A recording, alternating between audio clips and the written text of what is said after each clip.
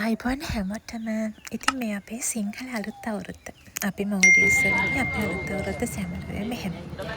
මේ තමයි අපේ අලුත් අවුරුද්ද සිංහල ෆෙස්ටිවල් එක ඇරේන්ජ් කරපු විදිය. අපි ඇත්තටම කෝඩ් එක යූස් කරේ මේ ෆුට්බෝල් කෝඩ් එක. අපිට වෙන තැනක් තිබ්බේ නැහැ. අපේ අවුරුදු උත්සවයට ඇත්තටම අපේ සිංහල අය විතරක් නෙවෙයි හැම නැෂනලිටි එකකින්ම ඇවිල්ලා අපිට සපෝට් කරා. ඇත්තටම thank you. එයාලා මාර විදියට සෙල්ලම් කරන්න, එන්ජොයි කරන්න, සින් කරන්න හැම දෙයකටම සපෝට් කරා. මේනක් අපේ දෙන්නෙක් මුල් දෙන්න ඉන්නේ ලංකාවේ. අර සැඟවුණු කාසි හරි මොකක්. අපි අවුරුදු උත්සවයේ ඇත්තටම මේ පොල්තෙල් පහන දැල්ලලා පටන් ගත්තේ හවස 7ට. 7ට අපි ඉතින් ආරාධිත අමුතු විදියට අපේ ඉංජිනේරට ඊට පස්සේ රෙවෙනියු ඩිරෙක්ටර්ට එහෙම කතා කරා. කට්ටිය හැමෝම සතුටෙන් ගේම්ස් කරා. ඒ කියන්නේ අනිත් රටවල මිනිස්සුන්ට අනිත් රටවල කට්ටියට ස්ටාෆ් එකට මේක හරිම අලුත් අත්දැකීමක්. අපි යාලට අත්දැකීම අපිට වඩා ගන්න දුන්නා. අපිට මේක ඇරේන්ජ් කරන්න ගොඩාක් කල් ගියේ නැහැ. ඇත්තටම අපි කට්ටිය සරෝන් එකතු කරා, කට්ටියට ලංකාවෙන් ගෙන්න ගත්තා. එහෙම තමයි අපි මේක ප්ලෑන් කරේ. ඇත්තටම ගර්ල්ස්ලා දෙන්නා හිටියේ මේකට. ලංකාවෙන් ගර්ල්ස්ලා දෙන්නයි මායි තව අක්ක කෙනෙකුයි මත් එක්ක ඉන්න. අපි දෙන තමයි ඒකට ගොඩක් සපෝට් කරේ. අපි ගොඩක් සපෝට් කරා. අපි ගොඩාක් දේවල් ඇරේන්ජ් කරා. ප්‍රයිසස් ගිෆ්ට් ඔක්කොම පැක් කරා. එහෙම. අපි කොහොම හරි මේක 10 විතරනකොට ඉවරයි. මොකද වොලිබෝල් කෝට් එක දෙන්න ඕන කමක් තිබ්බා. ඒක සහ ඊට පස්සේ after festival අපිට after party එකක් තිබ්බා. ඒ කියන්නේ ශ්‍රී ලංකන් party එකක්. ඇත්තටම මේක හරිම ලස්සනයි. අපිට ලංකාවේ නෑ කියලා ලොකුට අඩුවක් දැනුන්නේ නැහැ. අපි ළඟ දැනෙන අඩුව ඉතින් අම්මලා තාත්තලා පවුලේ කට්ටිය නෑ කියන එකනේ. ඒත් මෙතෙන්දී ඒක මහා ලොකුට අපි අලුත් අරුද්ද පිට තැනක ඉන්න මේකට අපිට එහෙම ෆීල් එකක් ඇත්තටම ආවේ නැහැ.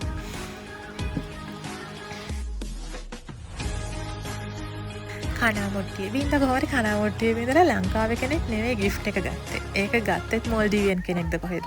මට මතක නැහැ හරියට. ඊට සංගීත පුටු තරඟේ තිබ්බා. ඒක සංගීත පුටු තරඟෙත් ගියේ මං හිතන්නේ මට මතක විදිහට බංගලි දේශයක් කෙනෙක්ට.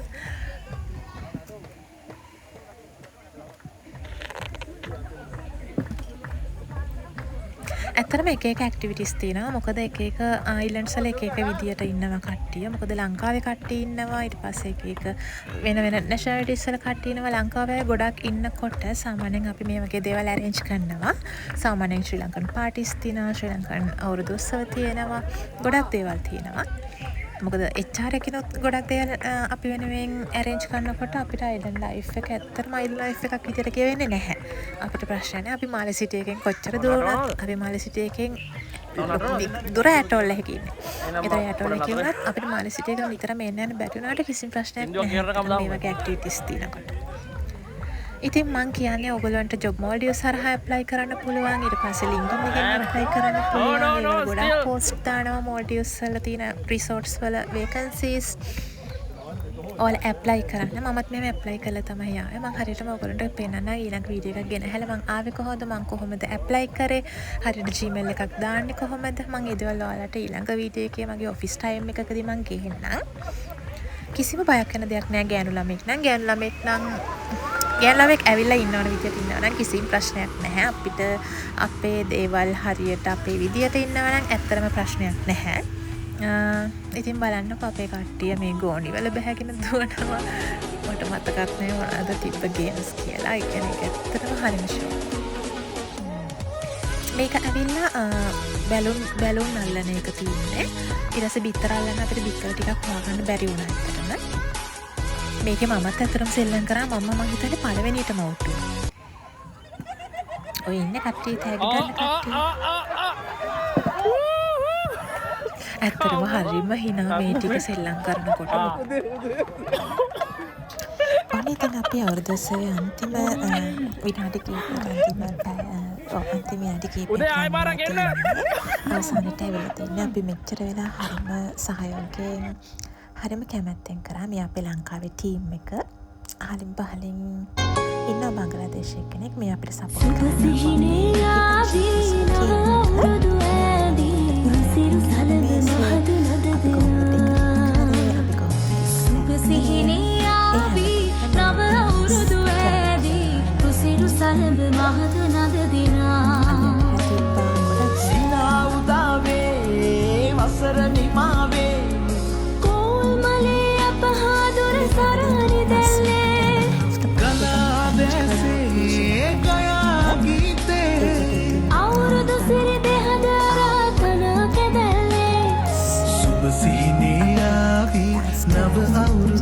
හරියට එන්ජොයි කරා. බලන්නකෝ ආෆ්ටර් පාටි ඩාන්ස් එක.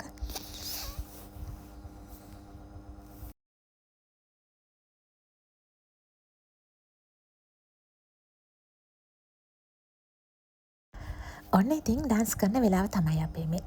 කවුද හරි නටන්න अपना बना ले मुझे साजना गोरी है कलाइया तुला दे मुझे हरी हरी चूड़ियां गोरी है कलाइया तुला दे मुझे हरी हरी चूड़ियां अपना बना ले मुझे साजना